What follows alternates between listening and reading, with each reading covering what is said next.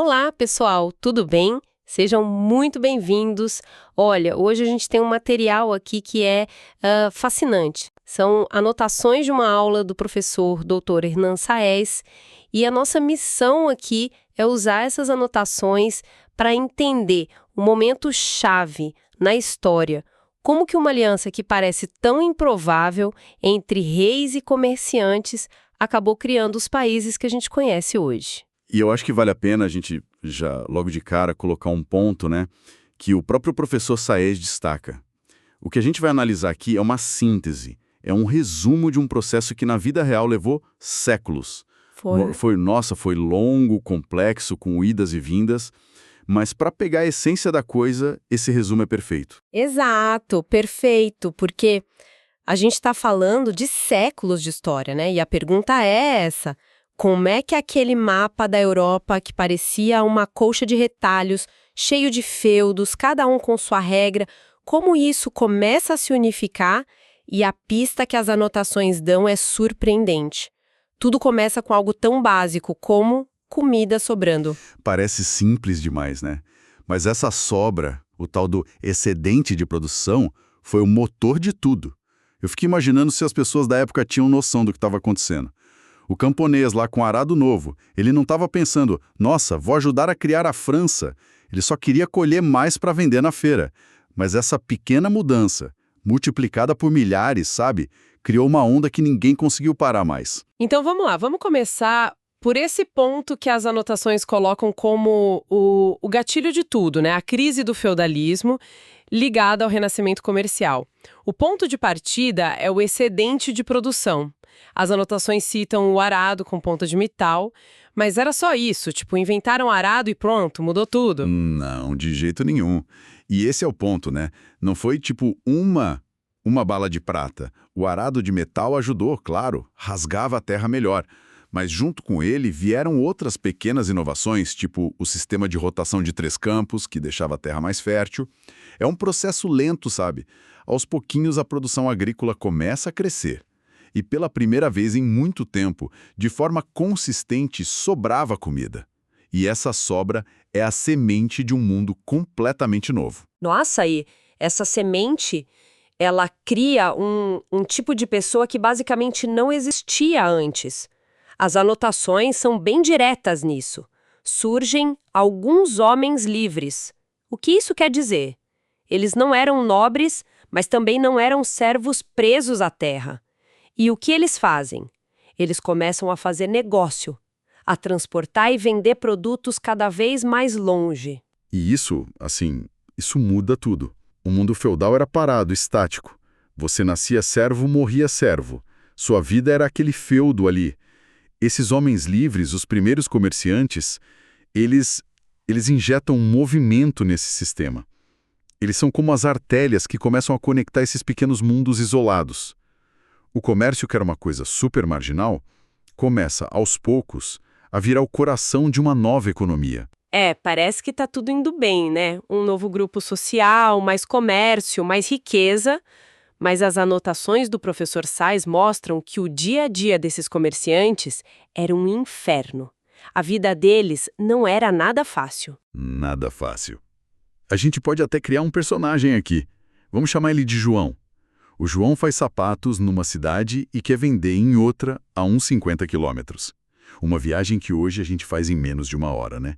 Para ele, era uma aventura que podia levar dias, talvez semanas. E as anotações listam os porquês.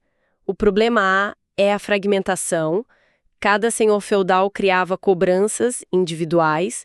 Como era isso na prática para o nosso João? Olha, o João botava os sapatos na carroça. Andava 10 quilômetros, pronto. Fronteira do feudo. Tinha uma cancela e um guarda.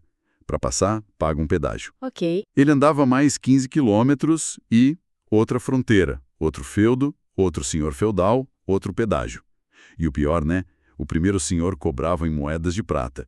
O segundo só aceitava cobre de um tipo específico. Aí o João tinha que parar, procurar um cambista, que obviamente ficava com uma parte. Era um caos. É um pesadelo logístico. O preço do sapato dele ia lá para cima só com esses custos. Mas não era só um problema de dinheiro, né? Nem de longe. Aí entra o problema B das anotações. A insegurança. A frase é curta e direta. Os comerciantes podiam ser roubados. Simples assim. Simples assim. Não tinha polícia. As estradas eram de terra no meio de florestas. Um prato cheio para ladrões. O nosso João viajava rezando para não perder a carga e a vida numa emboscada. E ainda tem o problema C, que parece até bobo, mas mostra o abandono. A carroça podia quebrar. Quer dizer, se quebra um eixo no meio do nada, já era. Exato. Não tem oficina, não tem guincho, não tem nada. Você está por sua conta. O sistema feudal não foi pensado para o movimento, para a integração. Ele era o oposto disso. Exatamente.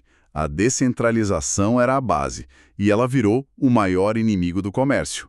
E depois de muita viagem, muito pedágio e muita carroça quebrada, os comerciantes começam a sacar uma coisa.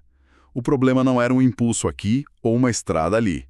O problema era o sistema. Ok, então o cenário é caótico. E é nesse caos que eles têm a grande sacada, né? Eles percebem que sozinhos não vão mudar nada, eles precisam de um sócio. E as anotações do professor Sais capturam essa ideia de forma brilhante. Vou até citar.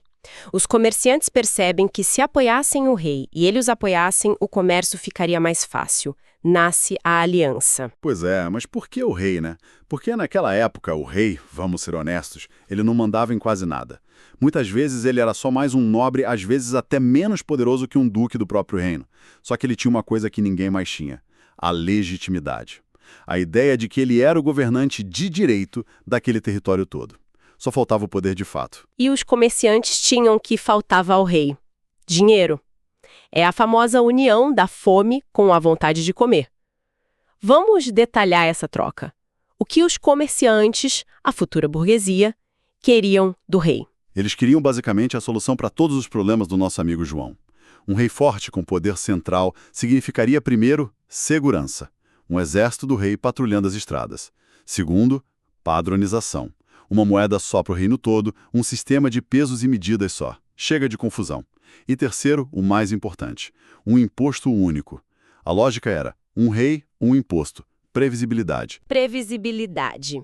Essa é a palavra. E do lado do rei, o que ele ganhava? Ele tinha os próprios problemas, né? Principalmente os outros nobres. Esse era o grande sonho do rei. Botar os outros nobres no lugar deles. Subjugar essa nobreza toda. E para isso ele precisava de duas coisas que custam uma fortuna. Um exército profissional, leal só a ele, e uma burocracia, uma máquina administrativa. E quem podia pagar por isso? A burguesia. Exatamente, com impostos e empréstimos. O dinheiro dos comerciantes comprava os soldados que garantiam o poder do rei sobre os nobres. Então é um ciclo? O dinheiro da burguesia compra poder para o rei? E o poder do rei cria um ambiente seguro para a burguesia ganhar mais dinheiro. Um ciclo que se retroalimenta. As anotações mostram isso acontecendo. Os grandes comerciantes se aproximam do rei. Eles se firmam nas cidades, os burgos, é daí que vem o nome deles, burgueses. E essas cidades, os burgos, viram ilhas de modernidade no meio do oceano feudal. Ali dentro o que manda não é o seu sobrenome, é o dinheiro, a capacidade de fazer negócio. E ao se aliarem ao rei, muitas cidades ganham as cartas de franquia, que as libertam do controle do senhor feudal local. Elas passam a responder direto ao rei, o que fortalece ainda mais os dois lados. Mas e os nobres? Eles não ficaram só olhando isso acontecer, né? Imagino. Eles deviam ver o rei se fortalecendo com o dinheiro dessa gente nova e odiar cada segundo. Com certeza. Para a nobreza, isso era uma traição, o rei que era um deles se aliando a plebeus endinheirados. Eles resistiram, e muito.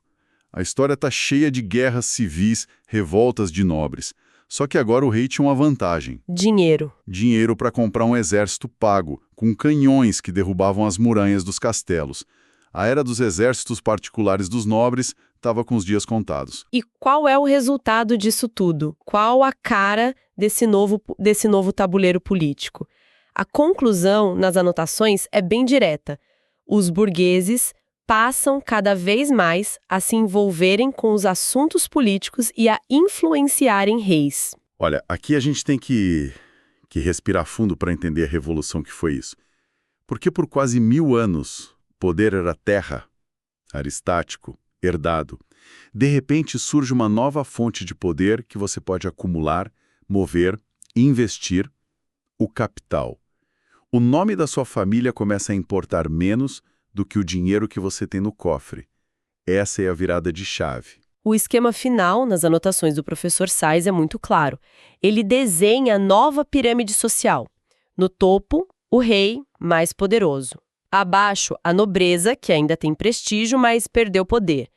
E ao lado da nobreza, aparecem os burgueses. E na base, o povo. A presença dos burgueses ali, no segundo escalão, é a grande novidade. É revolucionário. Eles não têm sangue azul, não têm títulos, mas eles têm um novo combustível do Estado, o poder econômico. O rei agora depende do fluxo de caixa que vem do comércio, dos empréstimos dos banqueiros burgueses para financiar tudo. A influência dele se torna gigantesca, mesmo que por muito tempo seja uma influência de bastidores. Certo. Então, só para a gente recapitular o caminho que a gente fez aqui, a gente começa com uma inovação no campo, que gera um excedente. Esse excedente cria uma nova classe, os comerciantes que vivem do movimento, só que essa atividade bate de frente com as barreiras do feudalismo. Exato. E para quebrar essas barreiras, eles fazem essa aliança de conveniência com o rei. Essa parceria financia a centralização do Estado, diminui o poder da nobreza e cria um novo ator político poderosíssimo, a burguesia. O que essas anotações mostram, de um jeito tão claro, é o DNA do Estado Nacional moderno. É impressionante pensar que tudo aquilo que a gente associa a um país hoje, um exército, leis unificadas, impostos nacionais, fronteiras, tudo isso nasce, ou pelo menos se consolida, a partir da necessidade prática de comerciantes como o nosso João, que só queria vender os sapatos dele sem tanta dor de cabeça. E sabe, talvez a grande reflexão que essas anotações nos deixam é sobre essa relação, essa dança que nasceu ali, uma interdependência fundamental entre o poder político do Estado e o poder econômico do capital. Então fica o pensamento para quem nos ouve.